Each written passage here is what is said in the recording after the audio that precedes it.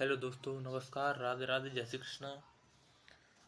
हमारे YouTube channel R K. College exam में आपका स्वागत है। हम आपके लिए प्रीवियस ईयर में आए हुए कुछ महत्वपूर्ण प्रश्न लेके आए हैं जो आपके लिए बहुत ही महत्वपूर्ण होने वाले हैं, उपयोगी भी सिद्ध होने वाले हैं। तो ठीक है, चलते हैं हम अपने प्रश्नों पर। तो आपका पहला प्रश्न है, पुरापाषाण काल में आदि मानव के मनोरंजन के साधन क्या थे? तो दोस्तों, इनमें से मनोरंजन के साधन है, जुआ नहीं है, क्योंकि जुआ खेलते थे, बहुत कम खेलते थे। घुड़सवारी इतना परिचय नहीं थे वो घुड़सवार से, न घोड़ों से परिचित थे। संगीत तो बहुत कम था, अधिकतर वो शिकार ही करते थे। और आपका उत्तर शिकार हो जाएगा। ठीक है दोस्तों, तो हम चलते हैं आपके अगले क्वेश्चन पर। नवपाषाण काल के लोगों द्वारा पाला गया प्रथम पशु क्या था? इसमें दोस्तों आपको बकरी, भेड़, कुत्ता, घोड़ा सब लग रहे होंगे, लेकिन इनमें से आपको मैं बता दूं कि घोड़ा है, उससे वो परिचित नहीं थे। घोड़ा से परिचित नहीं थे।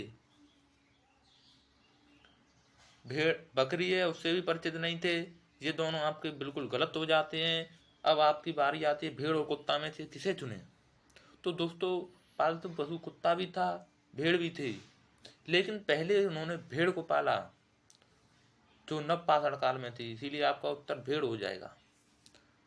और आपके अगले क्वेश्चन पर चलते हैं। सबसे पहले कौन सा हड़प्पाकालीन स्थल खोजा गया था? तो दोस्तों, जब 1861 में पुरातत्व सर्वेक्षण विभाग की स्थापना की गई थी, तो उसमें सबसे पहले कनिंघम जी ने हड़प्पा नामक स्थल की खोज की, जिसका उत्खनन दयाराम साहनी ने 1921 में करवाया था। आपका उत्तर हड़प्पा हो जाएगा। तो दोस्तों, अगले क्वेश्चन पर चलते हैं। सिंधु घाटी सभ्यता अनार्य सभ्यता थी, क्योंकि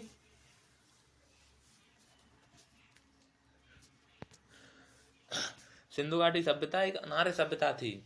इसमें मैं आपको बता दूं कि जो सिंधु घाटी सभ्यता है, जिसमें अनार्य सभ्यता थी, अनार्यों का संबंध हमेशा शहरी सभ्यता से रहा है और आर्यों का संबंध हमेशा ग्रामीण सभ्यता से रहा है। और सिंधु घाटी सभ्यता में बहुत सी जगह शहरी सभ्यता देखी गई है, शहरी प्रमाण मिले हैं। इसीलिए सिंधु घाटी सभ्यता में अनार्यों का होने का मुख्य कारण है कि सिंधु घाटी सभ्यता एक शहरी सभ्यता है। आपका पहला उत्तर हो जाएगा। हम अगले क्वेश्चन पर चलते हैं। हड़प्पा की सभ्यता निम्नलिखित से संबंधित है। हड़प्पा है दोस्तों, वो पूछ रहा है कि हड़प्पा किस युग से है? कांस्य युगीन, नवपाषाण युग की, पुरापाषाण युग की, लोह युग की? तो दोस्तों, हड़प्पा में लोग कांसे, तांबे, कांसे से परिचित थे। उन्होंने बहुत सारे औजार कांसे के देखे गए हैं, इसीलिए हड़प्पा की सभ्यता है वो कांसे युगीन है। अगले क्वेश्चन पर चलते हैं। सिंधु घाटी सभ्यता के लोग पूजा करते थे। दोस्तों, सिंधु घाटी सभ्यता में ब्रह्मा, जो ब्रह्मा है ना, वो बिल्कुल भी कहीं भी नहीं मिला है। विष्णु, इंद्र, वरुण, इनके प्रमाण कहीं भी नहीं मिलते हैं। वहां एक पशुपतिनाथ की एक मूर्ति मिली हुई है, जिसे मार्शल ने आद्य शिव कहा है। शिव की जो प्रतिमा है उसे बताया है। आगे अब क्वेश्चन पर चलते हैं। हड़प्पा संस्कृति की मुद्राओं एवं पक्की मिट्टी की कलाकृतियों में किस पशु का चित्र नहीं किया गया है? तो मैं बता दूं आपको कि जो एक त्रिमुख, त्रिनेत्र भगवान की मूर्ति मिली है वहां, जिसके आसपास हाथी, बाघ और घेड़ा, ये सभी चित्र मिले हैं, उसमें गाय की प्रतिमा नहीं मिली है। इसीलिए आपका उत्तर गाय हो जाएगा। तो हम अगले क्वेश्चन पर चलते हैं। अभी निम्नलिखित में से किस विद्वान ने सर्वप्रथम हड़प्पा सभ्यता के अवशेषों की खोज की थी? दोस्तों मैंने अभी अभी आपको बताया था कि 1861 में पुरातत्व सर्वेक्षण विभाग की स्थापना हुई थी, जिसमें पुरातत्व विभाग सर्वेक्षण की अध्यक्ष हैं वो ए कनिंघम को बनाया गया था। किसको बनाया गया था? ए कनिंघम को। और इन्होंने ही सबसे पहले हड़प्पा सभ्यता की खोज की थी। आपके अगले क्वेश्चन पर चलते हैं। भारतीय सभ्यता से जुड़ा कौन सा नाम है?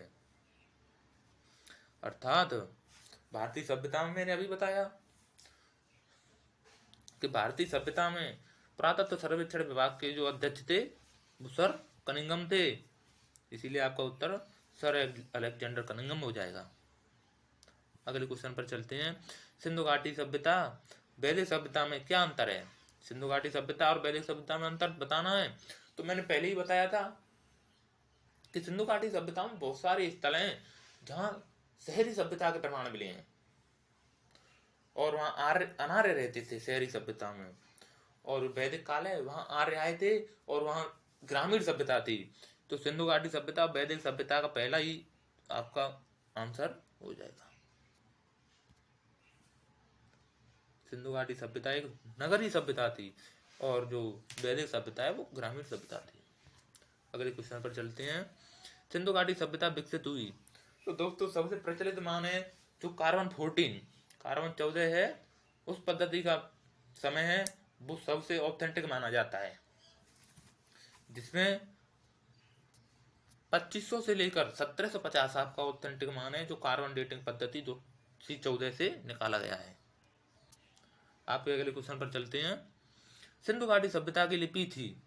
तो दोस्तों सिंधु घाटी सभ्यता एक प्राचीन सभ्यता है जिसमें चित्रों का उपयोग किया जाता था भाषा के लिए। तो वहां भाव चित्रात्मक या वृत्तोभेदन लिपि का उपयोग हुआ है। ना ही इसमें ब्राह्मी है, ना ही उसमें खरोष्टी है, ना ही द्रविड़ है, ना हड़प्पा है, कोई भी लिपि नहीं है। वहां अभी तक की लिपि को पहचाना नहीं गया है। आपका उत्तर अभी तक पहचाना नहीं गया है, हो जाएगा। आप अगले क्वेश्चन पर चलते हैं। निम्नलिखित में से किसे मृतकों का टीला नाम से जाना जाता है? तो दोस्तों मृतकों का टीला यानी कि मोहनजोदड़ो का नाम मृतकों का टीला है। आपके अगले क्वेश्चन पर चलते हैं। मोहनजोदड़ो कहाँ स्थित है? मैं आपको बता दूं कि मोहनजोदड़ो है वो वर्तमान में पाकिस्तान के सिंध प्रांत में आता है। पहले जो सिंध प्रांत था वो भारत में आता था, अब वो वर्तमान में पाकिस्तान में हो गया है। तो आपका उत्तर सिंध हो जाएगा। आपके अगले क्वेश्चन पर चलते हैं। निम्नलिखित में से कौन सा कथन सिंधु घाटी सभ्यता से संबंधित सही है? यानी कि सिंधु घाटी सभ्यता उसके घर ईंटों के बने हुए थे। हाँ दोस्तों, तो सिंधु घाटी सभ्यता के सभी अधिकतर स्थलों पर उनके घर ईंटों से बने हुए थे, जिसमें रंगपुर है जहाँ वक्राकार ईंटें मिली हैं और जहां तक कि नालियां भी ईंटों से बनाई जाती थी। सभा भवन की खोज मोहनजोदड़ो में हुई। हाँ, मोहनजोदड़ो में लगभग 20 से ऊपर भवनों की खोज हुई है। इसमें सभा भवन भी थे, स्नानागार था, अन्नागार था। और सी पर आ जाते हैं। बी भी है। सी पर आ जाते हैं। खुला चौक मुख्य लक्षण, एक घर में एक चौक होता था, उसके दरवाजे होते थे, कुछ कमरे, सीढ़ियां, सब व्यवस्था थी। इसीलिए आपके सभी उत्तर हो जाएंगे। जो साथी उपयुक्त सभी उत्तर दे रहे हैं उनका बिल्कुल सही है। हम आगे के क्वेश्चन पर चलेंगे। हड़प्पाकालीन सभ्यता का विशाल कठोर अनाज संग्रह करने का स्थान कहाँ मिला है? तो दोस्तों मैंने अभी जो प्रीवियस क्वेश्चन निकला है उसमें बताया था कि मोहनजोदड़ो से अनाज संग्रह का बहुत बड़ा भवन मिला है, वहीं अन्नागार मिला है, वहीं बहुत बड़ा स्नानागार मिला है। तो आपका उत्तर है वो मोहनजोदड़ो हो जाएगा। तो हम आपके अगले क्वेश्चन पर चलते हैं। सिंधु सभ्यता का बृहद स्नानागार किस स्थल पर पाया गया है? मैंने अभी भी बताया जो बृहद स्नानागार है वो आपका मोहनजोदड़ो में पाया गया है। जो बृहद स्नानागार है ना, वो पूरी सिंधु सभ्यता में सबसे बड़ा भवन है। आपके अगले क्वेश्चन पर चलते हैं। सिंधु घाटी सभ्यता के अवशेष चिन्ह बताते हैं कि लोगों का मुख्य धंधा था। सिंधु घाटी सभ्यता के लोग हैं वो पिछड़े हुए थे, उन्हें तकनीकी का अनुभव नहीं था, ज्ञान नहीं था, शिक्षा से बहुत दूर थे। इसीलिए वो लोग सबसे ज्यादा कृषि किया करते थे, पशुपालन भी करते थे, बहुत बहुत कम करते थे। व्यापार के लिए प्रचलन में उनके लिए कोई मुद्रा ही नहीं थी, इसीलिए व्यापार नहीं होगा। और पशुपालन है वो बहुत कम करते थे। शिकार है, यहाँ शिकार भी करते थे, लेकिन उनका शिकार धंधा नहीं हो जाएगा, उनका व्यवसाय नहीं होगा। अगले क्वेश्चन पर चलते हैं। सिंधु घाटी सभ्यता का पत्तन नगर क्या है?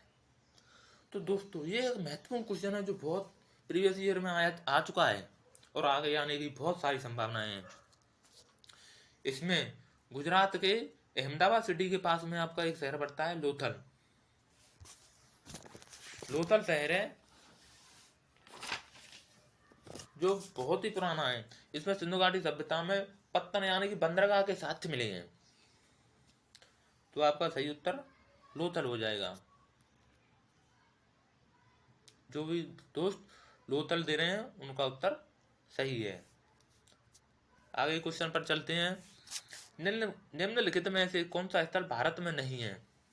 हाँ दोस्तों, मैं आपको बता दूं कि जो कालीबंगा है ना, वो भारत में राजस्थान में है, और रोपड़ है वो पंजाब में है, रंगपुर है वो गुजरात में है, आपका हड़प्पा है ना वो रावी नदी के किनारे वर्तमान पाकिस्तान में रावी नदी के किनारे है, और वर्तमान पाकिस्तान के पंजाब में साहिवाल जिले में पड़ता है। आगे क्वेश्चन पर चलते हैं। जो ये उत्तर दे रहे हैं बहुत सही है। रंगपुर में मिले सिंधु घाटी के भग्नावशेष भारत के किस आधुनिक नगर के नजदीक स्थित हैं?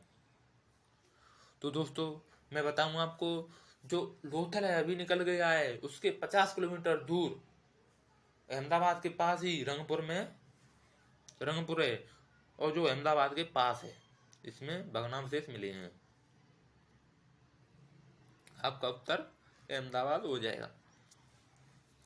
अगले क्वेश्चन पर चलते हैं। हड़प्पा सभ्यता का कौन सा स्थल भारत में नहीं था? मांडा, सुरकोटला, हुलास, बालाकोट।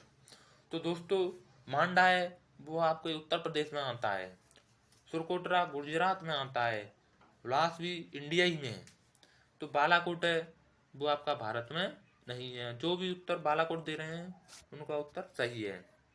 आपके अगले क्वेश्चन पर चलते हैं। हड़प्पन लोगों को किसकी जानकारी नहीं थी? मैं अब आपको बता दूं तो पहले जो हड़प्पन सभ्यता है वो कांस्य युगीन सभ्यता थी, उसमें कांसे के औजार पाए गए हैं, और ये आग से भी परिचित थे, ये गेहूं भी किया करते थे, और जो लोहा है वो लोहे से परिचित नहीं थे। जो आपका उत्तर सी यानी कि लोहा हो जाएगा। हम आपके अगले क्वेश्चन पर चलते हैं। सिंधु घाटी की सभ्यता को आर्य पूर्व सभ्यता जिसके प्रमाण मिलने के कारण से कहा जाता है। सिंधु घाटी सभ्यता है वो आर्य पूर्व सभ्यता है। हाँ दोस्तों मैं आपको बता दूं कि सिंधु घाटी सभ्यता में जो बर्तन मिले हैं ना वो मिट्टी के मिले हैं। उन मिट्टी के बर्तनों के आधार पर हम कह सकते हैं कि जो आर्यों से पूर्व थे, आर्यों ने आकर के बहुत कलाकृति के बहुत जबरदस्त बर्तन बनाए, इसीलिए हम बर्तनों के आधार पर कह सकते हैं कि जो आर्य पूर्व सभ्यता थी। आपके अगले क्वेश्चन पर चलते हैं। सिंधु सभ्यता के लोगों के घर बने होते थे। मैंने आपको कई बार बताया दोस्तों कि सिंधु सभ्यता में जो ईंटें हैं वो पक्की हुआ करती थी, पक्की ईंटों के घर बनाए जाते थे, पक्की ईंटों से आपके नालियां बनाई जाती थी। तो आपका सही उत्तर वी यानी कि पक्की ईंटें हो जाएगा। आपके अगले क्वेश्चन पर चलते हैं। सिंधु सिंधु घाटी सभ्यता की पहचान निम्न से है। सिंधु घाटी सभ्यता है, उसमें अनार्य रहते थे और अनार्यों का संबंध हमेशा शहरी सभ्यता से रहा है। और जो वैदिक सभ्यता है उसमें आर्य आए हुए थे, उनका संबंध हमेशा ग्रामीण सभ्यता से रहा है। तो आपका उत्तर है वो शहरी सभ्यता हो जाएगा, शहरी योजना प्रणाली। अगले क्वेश्चन पर चलते हैं। सिंधु घाटी सभ्यता का ज्ञान मिलता है। तो दोस्तों 1861 में सिंधु घाटी सभ्यता पुरातत्व सर्वेक्षण विभाग की स्थापना हुई थी। उनसे पुरातत्व सर्वेक्षण विभाग में जो उत्खनन कार्य में जो सामग्री मिली है उससे सिंधु घाटी सभ्यता का ज्ञान मिलता है, ये सभ्यता कैसी थी। तो आपका उत्तर सी यानी कि पुरातत्व उनके उत्खनन से है।